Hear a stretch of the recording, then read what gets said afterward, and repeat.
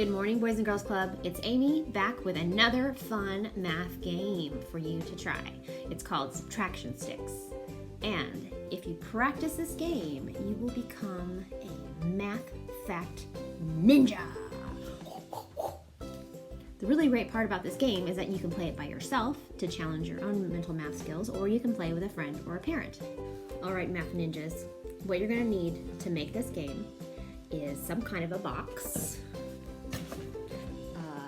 It could be a package box, like an Amazon box, or a box that your cereal came in. It could be a box from your Capri Sun. Because we're going to use the cardboard, and we're also going to use the box, or we can also use a bag, depending. But we're going to use the cardboard to make the sticks for our game. If you happen to have craft popsicle sticks laying around, those are fun too, but it doesn't have to be that. So you might also want to use a bag to put your sticks in once you're done. It just kind of depends on what you feel.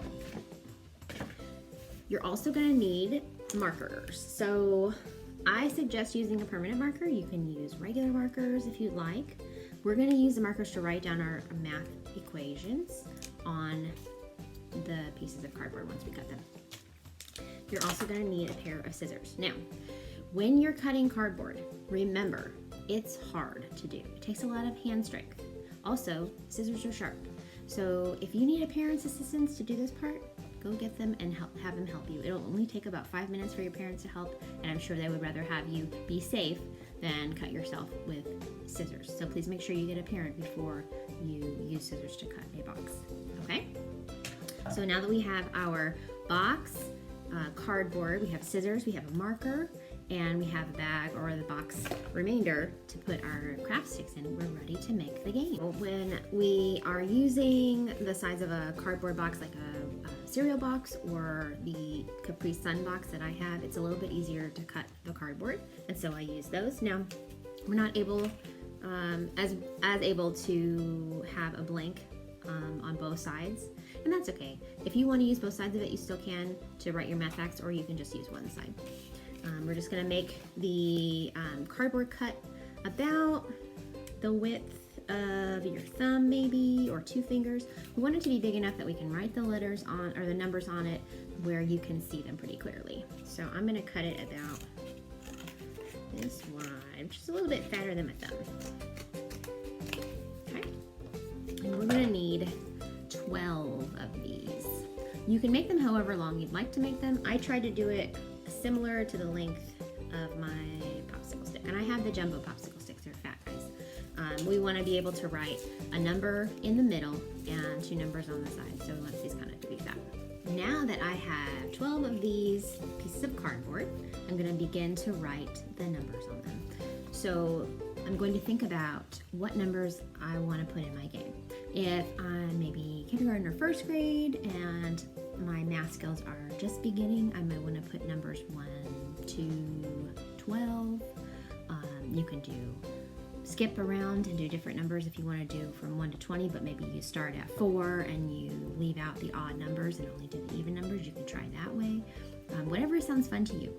I'm going to use the number 12 to start. So the sum goes in the middle, and that's the total number that you're looking for, and then the end are going to be add-ins. That's a weird name, add-in, A-D-D-E-N-D. That means what 2 numbers add together to get the sum. So what 2 numbers add together to get 12? Well, 6 and 6 add together to get 12. So my sum is 6 in the middle, or sorry, my sum is 12 in the middle, and my add-ins are 6 and 6. On the back side, I'm going to go ahead and use it, because why not? I'm going to do 12 again. This time, I'm going to make my add-ins be 3 and 9, because 3 plus 9 equals 12. Okay, so you can keep writing those with a sum in the middle and the add-ins on both sides until you've filled out all 12 of your pieces. And then we'll play the game. Now that you have all 12 pieces with numbers written on each side, you can put them in your bag or box. I'm going to choose this bag because that's kind of fun because you can't really see what you're getting. I'm going to put them in there, and then I'm going to find someone to play with. Play with your brother or sister, play with your mom or dad. You can try playing with your dog, although I don't think they'll win since I don't think dogs know how to add or subtract. But this is how we play the game.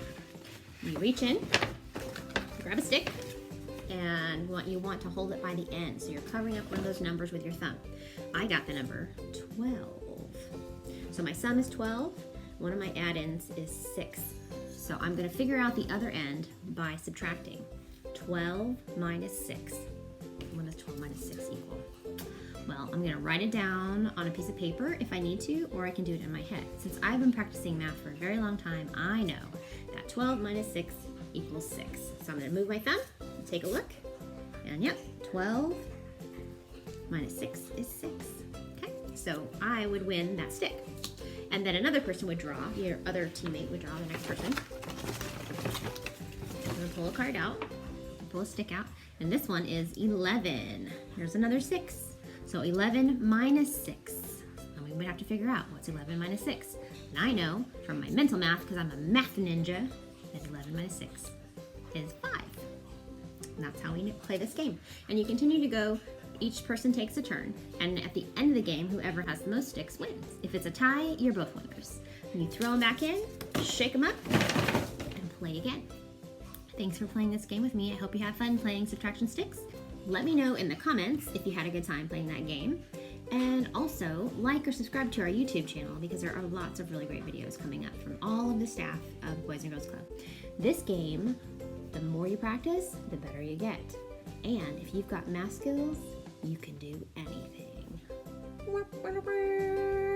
What's your math superpower?